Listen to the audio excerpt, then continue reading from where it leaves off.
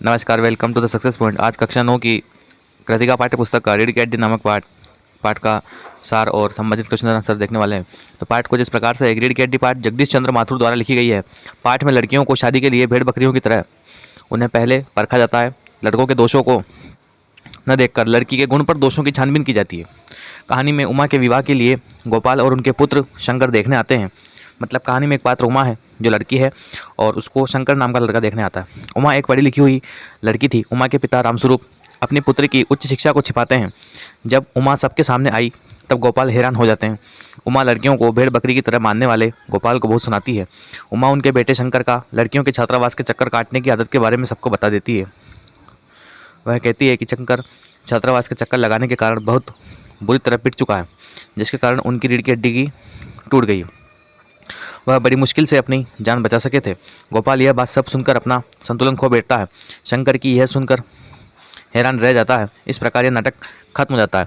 तो अब detail wise हम इस पूरे कहानी को देखते हैं कि हुआ क्या। तो रीड कैट डी कहानी की शुरुआत कुछ इस तरह से होती है। उमा एक पढ़ी लिखी शादी के योग्य लड़की है जिसके पिता रामस्वरूप उसकी शादी के लिए चिंतित हैं और आज उनके घर लड़के वाले यानी बाबू गोपाल प्रसाद जो पेशे से वकील है और उनका लड़का शंकर जो बीएससी करने के बाद मेडिकल की पढ़ाई कर रहा है उमा को देखने आते। चूँकि रामस्वरूप की बेटी उमा को देखने के लिए आज लड़के वाले आ रहे हैं, इसलिए रामस्वरूप अपने नौकर रतन के साथ अपने घर के बैठक वाले कमरे को सजा रहे हैं। उन्होंने बैठक में एक तख्त यानी कि चारपाई रखकर उसमें एक नया चादर बिछाया है। फिर उमा के कमरे से हारमोनियम और सितार लाकर उसके ऊपर सजा दिया है। रामस्वरूप जमीन में एक नई दरी और टेबल में नया मेजपोश बिछाकर उसके ऊपर गुलदस्ते सजाकर कमरे को आकर्षक रूप देने की कोशिश करते हैं। तभी रामस्वरूप की पत्नी प्रेमा आती है। उमा मुंह फुलाकर बैठी है। इस पर रामस्वरूप अपनी पत्नी प्रेमा से कहते हैं कि वह उमा को समझाए, क्योंकि बड़ी मुश्किल से उन्हें एक रिश्ता मिला है, इसलिए वह अच्छे से तैयार होकर लड़के वालों के सामने आए। अब उसके बाद रामस्वरूप पर दोषारोपण करते हुए कहती है कि यह सब तुम्हारे ज़्यादा पढ़ाने लिखाने का नतीजा है। अगर उमा को सिर्फ 12वीं तक ही पढ़ाया होता या 10वीं तक ही पढ़ाया होता तो वह कंट्रोल में रहती। रामस्वरूप अपनी पत्नी प्रेमा से कहते हैं कि वह उमा की शिक्षा की सच्चाई लड़के वालों को न बताए। यानी कि रामस्वरूप जी ने जो है वो अपनी बेटी की शिक्षा छुपाई थी। उन्होंने कहा था कि मेरी बेटी 10वीं पास है केवल। दरअसल उमा बीए पास है और लड़के वालों को ज़्यादा पढ़ी लिखी लड़की नहीं चाहिए, इसलिए रामस्वरूप ने लड़के वालों से झूठ बोला है कि लड़की सिर्फ 10वीं पास है। प्रेमा की बातें सुनकर रामस्वरूप थोड़ा चिंतित होते हैं, क्योंकि वो जानते हैं कि आजकल शादी ब्याह के वक्त लड़की के साज श्रृंगार का क्या महत्व है। लेकिन वह अपनी पत्नी से कहते हैं कि कोई बात नहीं, वह वैसे ही सुंदर है। लड़के वालों के नाश्ते के लिए मिठाई, नमकीन, फल, चाय, टोस्ट का प्रबंध किया गया है, लेकिन टोस्ट में लगाने के लिए मक्खन खत्म हो चुका है, इसलिए रामस्वरूप अपने नौकर को मक्खन लेने के लिए बाजार भेजते हैं। नौकर का नाम क्या है? रतन। बाजार जाते वक्त नौकर को घर की तरफ आते मेहमान दिख जाते हैं, जिनकी खबर वह अपने मालिक को देता है। मतलब वो मक्खन लेने जा ही रहा था कि सामने से मेहमान दिख गए। ठीक उसी समय बाबू गोपाल प्रसाद अपने लड़के शंकर के साथ रामस्वरूप के घर में दाखिल होते हैं। लेकिन गोपाल प्रसाद की आंखों में चतुराई साफ झलकती है और आवाज़ से ही वो बेहद अनुभवी और फितरती इंसान दिखाई देते हैं। उनके लड़के शंकर की आवाज़ एकदम पतली और खिसियाट भरी है, जबकि उसकी कमर झुकी हुई है। रामस्वरूप ने मेहमानों का स्वागत किया और औपचारिक बातें शुरू कर दी। बातों बातों में दोनों नए ज़माने और अपने ज़माने की तुलना करने लगते हैं। थोड़ी देर बाद रामस्वरूप चाय नाश्ता लेने अंदर जाते हैं। रामस्वरूप के अंदर जाते ही गोपाल बाबू रामस्वरूप की हैसियत आंकने की कोशिश करने लगते हैं। वह अपने बेटे को भी डांटते हैं जो इधर उधर झांक रहा था। वह उससे सीधी कमर करके बैठने को कहते हैं। इतने में रामस्वरूप दोनों के लिए चाय नाश्ता लेकर आते हैं। थोड़ी देर बात करने के बाद बाबू गोपाल प्रसाद असल मुद्दे यानी शादी विवाह के बारे में बात करना शुरू कर देते हैं। ठीक है, और वो शादी विवाह के बारे में बात करने को क्या कहते हैं कि आइए हम बिजनेस की बातें करते हैं। ठीक है, इससे उनकी मानसिकता का पता चलता है कि वो शादी विवाह को क्या बता रहे हैं, बिजनेस बता रहे हैं। जन्म पत्रिका मिलाने की बात पर गोपाल प्रसाद कहते हैं कि उन्होंने दोनों जन्म पत्रिकाओं को भगवान के चरणों में रख दिया है।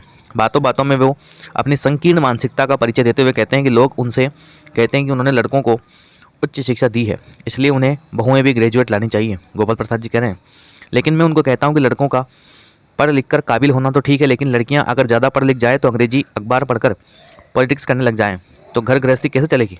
वो आगे कहते हैं कि मुझे बहुओं से नौकरी नहीं करानी है। लड़के के पिताजी ऐसा कह रहे हैं। फिर वो रामस्वरूप से लड़की यानी कि उमा की सुंदरता व अन्य चीज़ों के बारे में पूछते हैं। रामस्वरूप कहते हैं कि आप खुद ही देख लीजिए। इसके बाद रामस्वरूप उमा को बुलाते हैं। उमा एक प्लेट में पान लेकर आती है। उमा की आंख पर लगे चश्मे को देखकर गोपाल प्रसाद और शंकर दोनों एक साथ चश्मे के बारे में पूछते हैं, लेकिन रामस्वरूप झूठा कारण बताकर उन्हें संतुष्ट कर देते हैं, क्योंकि उनको लगता है कहीं इसके चश्मा लगा हुआ तो कहीं ये ज़्यादा पढ़ी लिखी तो नहीं है। ठीक है, गोपाल प्रसाद उमा से गाने बजाने के संबंध में पूछते हैं तो वहाँ मीरा का एक सुंदर गीत गाती है कि मेरा तो गिरधर गोपाल दूसरा कोई नहीं, ठीक है, ये सा गीत गाती है वो। उसके बाद वो पेंटिंग, सिलाई, कढ़ाई आदि के बारे में पूछते हैं। उमा को यह सब अच्छा नहीं लगता है, इसलिए वह कोई उत्तर नहीं देती है। यह बात गोपाल प्रसाद को खटकती है। वो उमा से प्रश्नों के जवाब देने को कहता है। रामस्वरूप भी उमा से जवाब देने के लिए कहते हैं। तब उमा अपनी धीमी मगर मजबूत आवाज़ में कहती है कि क्या दुकान में मेज कुर्सी बेचते वक्त उनकी पसंद नापसंद पूछी जाती है? दुकानदार ग्राहक को सीधे कुर्सी मेज दिखा देता है और मोल भाव तय करने लग जाता है। ठीक उसी तरह ये महाशय भी किसी खरीदार के जैसे मुझे एक सामान की तरह देख परख रहे हैं। रामस्वरूप उसे टोकते हैं और गोपाल प्रसाद नाराज होने लगते हैं। लेकिन उमा अपनी बात जारी रखते हुए कहती है कि पिताजी, आप मुझे कहने दीजिए, ये जो सज्जन मुझे खरीदने आए हैं, जरा इनसे पूछिए क्या लड़कियों के दिल नहीं होते हैं? क्या उन्हें चोट नहीं लगती? गोपाल प्रसाद गुस्से में आ जाते हैं और कहते हैं कि क्या उन्हें यहाँ बेइज्जत करने के लिए बुलाया था? उमा जवाब देते हुए कहती है कि आप इतनी देर से मेरे बारे में इतनी जांच पड़ताल कर रहे हैं, क्या ये हमारी बेइज्जती नहीं है? साथ में ही वह लड़कियों की तुलना बेबस भेड़ बकरियों से करते हुए कहती है कि उन्हें शादी से पहले ऐसे जांचा परखा जाता है जैसे कोई कसाई भेड़ बकरियों खरीदने से पहले उनकी अच्छी तरह से जांच करता है। वह उनके लड़के शंकर के बारे में बताती है कि किस तरह पिछली फरवरी में उसे लड़कियों के हॉस्टल से बेइज्जत करके भगाया गया था। तब गोपाल प्रसाद आश्चर्य से पूछते हैं, क्या तुम कॉलेज में पढ़ी हो? उमा जवाब देते हुए कहती है कि उसने बीए पास किया है। ऐसा कर उसने कोई चोरी नहीं की है। उसने पढ़ाई करते हुए अपनी मर्यादा का पूरा ध्यान रखा, उनके पुत्र की तरह कोई आवारागर्दी नहीं की। अब शंकर व उसके पिता दोनों गुस्से में खड़े हो जाते हैं और रामस्वरूप को भला बुरा कहते हुए दरवाजे की ओर बढ़ते हैं। उमा पीछे से कहती है, जाइए जाइए, मगर घर जाकर यह पता अवश्य कर लेना कि आपके पुत्र की रीढ़ की हड्डी है भी कि नहीं। यहाँ रीढ़ की हड्डी से तात्पर्य है आत्मसम्मान का सूचक है, ठीक है, क्योंकि उसको हॉस्टल से, लड़कियों के हॉस्टल से बेइज्जत करके भागा गया था, ठीक है। गोपाल प्रसाद और शंकर वहाँ से चले जाते हैं। उनको जाता देख रामस्वरूप निराश हो जाते हैं। पिता को निराश हताश देख उमा अपने कमरे में जाकर रोने लग जाती है।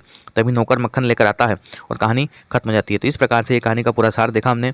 आइए इसके प्रश्न उत्तर की ओर चलते हैं। पहला प्रश्न, रामस्वरूप और राम गोपाल प्रसाद बात पर एक हमारा जमाना था कहकर अपने समय की तुलना वर्तमान समय से करते हैं। इस प्रकार की तुलना कहाँ तक तर्कसंगत? मतलब वो दोनों बातचीत कर रहे थे तो वर्तमान युग की, वर्तमान जमाने की अपने जमाने से तुलना करके इस प्रकार से बातचीत कर रहे थे। यह मनुष्य का स्वाभाविक गुण है कि वह हमेशा अपने बीते हुए समय को याद करता है तथा उसे ही सही ठहराता है, परंतु बीते हुए समय की तुलना वर्तमान समय से करना तर्कसंगत नहीं है, क्योंकि हर एक समय उसकी अपनी परिस्थितियों के अनुसार ही होता है। यूँ भी हर जमाने की अपनी मांग होती है। उसी के अनुसार जब जमाना बदलता है तो वहाँ कुछ कमियों के सुधार भी हो जाते हैं। समय के साथ स्वयं को बदलना भी आगे बढ़ाने के लिए अति आवश्यक है, इसलिए ऐसी तुलना उचित नहीं है। प्रश्न नंबर 2, रामस्वरूप का अपनी बेटी को उच्च शिक्षा दिलवाना और विवाह के लिए छिपाना, यह विरोधाभास उनकी किस व्यवस्था को उजागर करता है? यानी कि एक तो उन्होंने अपनी बेटी को बीए पास करवाया और फिर जब रिश्ते की बात आई तब उसको छुपा रहे हैं, तो ऐसा कैसे? तो आधुनिक समाज में सभ्य नागरिक होने के बावजूद उन्हें अपनी बेटी के भविष्य की खातिर रूढ़िवादी लोगों के दबाव में झुकना पड़ रहा था। उपयुक्त बात एक पिता की व्यवस्था को उजागर करती है जो एक और अपनी बेटी को पढ़ा लिखा कर सक्षम बनाना चाहता है, लेकिन समाज के नियमों को मानने के लिए बाध्य है। ठीक। प्रश्न नंबर 3, अपनी बेटी का रिश्ता तय करने के लिए रामस्वरूप उमा से जिस प्रकार के व्यवहार की अपेक्षा कर रहे हैं उचित क्यों नहीं है? अपनी बेटी का रिश्ता तय करने के लिए रामस्वरूप उमा से जिस प्रकार के व्यवहार की अपेक्षा कर रहे हैं सरासर गलत है। एक तो वे अपनी पढ़ी लिखी लड़की को कम पढ़ा लिखा साबित कर रहे हैं और उसे सुंदरता को और बढ़ाने के लिए प्रसाधन सामग्री का उपयोग करने के लिए कहते हैं, जो अनुचित है। यानी कि जब उसको लड़के वाले देखने आते हैं तब वो मेकअप का सामान वगैरह का उपयोग करने के लिए अपनी लड़की को कहते हैं, तो ऐसा गलत है। साथ ही वे यह भी चाहते हैं कि उमा वैसा ही आचरण करे जैसा लड़के वाले चाहते हैं, परंतु वे यह भूल रहे हैं कि जिस प्रकार लड़के की अपेक्षाएं होती है ठीक उसी प्रकार लड़की की पसंद नापसंद का भी ख्याल रखना चाहिए। वह कोई निर्जीव वस्तु नहीं है, बल्कि आज समाज में लड़का तथा लड़की को समान दर्जा प्राप्त है। प्रश्न नंबर 4, गोपाल प्रसाद विवाह को बिजनेस मानते हैं और रामस्वरूप अपनी बेटी की उच्च शिक्षा छिपाते हैं। क्या आप मानते हैं कि दोनों ही समान रूप से अपराधी हैं? अपने विचार लिखिए। मेरे विचार से दोनों ही समान रूप से अपराधी हैं। गोपाल प्रसाद विवाह जैसे पवित्र बंधन में भी बिजनेस खोज रहे हैं। उनके अनुसार स्त्रियां सिर्फ चूल्हा चौका संभालने के लिए होती हैं। वे इस तरह के आचरण से इस संबंध की मधुरता तथा संबंधों की गरिमा को कम कर रहे हैं। दूसरी तरफ रामस्वरूप आधुनिक सोच वाले व्यक्ति होने के बावजूद कायरता का परिचय दे रहे हैं। वे चाहते तो अपनी बेटी के साथ मजबूती से खड़े होते और एक स्वाभिमानी वर्ग की तलाश करते, न कि मजबूरी में आकर परिस्थिति से समझौता करते। प्रश्न नंबर 5, आपके लाडले बेटे की रीढ़ की हड्डी है भी या नहीं? उमा इस कथन के माध्यम से शंकर की किन कमियों की ओर संकेत करना चाहती है? तो पहला पॉइंट, शंकर का चरित्र अच्छा नहीं है। लड़कियों के हॉस्टल के चक्कर काटते हुए पकड़ा जा चुका है। दूसरा, उसका अपना निजी कोई व्यक्तित्व नहीं है। वह अपने पिता के पीछे चलने वाला बेचारा जीव है। जैसा कहा जाता है वैसा ही करता है। वह कमजोर युवा वर्ग का प्रतिनिधित्व करता है। पॉइंट नंबर 3, वह शारीरिक रूप से भी असमर्थ है। यह समर्थ नहीं है, वह शरीर से कमजोर है तथा उससे तन कर बैठा भी नहीं जाता। वह अपना बोझ नहीं संभाल सकता तो परिवार क्या संभालेगा? शंकर, प्रश्न नंबर 6, शंकर जैसे लड़के या उमा जैसी लड़की समाज को कैसे व्यक्तित्व की जरूरत है? तर्क से उत्तर दीजिए। समाज में आज उमा जैसे दृढ़ स्पष्टवादिनी तथा उच्च चरित्र वाले व्यक्तित्व की आवश्यकता है। ऐसी लड़कियां ही गोपाल प्रसाद जैसे दोहरी मानसिकता रखने वाले लालची और ढोंगी लोगों को सबक सिखा सकती हैं तथा दहेज जैसी कुरीतियों से लड़ सकती हैं। ऐसी लड़कियों से ही समाज और देश प्रगति कर पाएगा, जो आत्मविश्वास से भरी, निडर तथा नई सोच रखती हैं।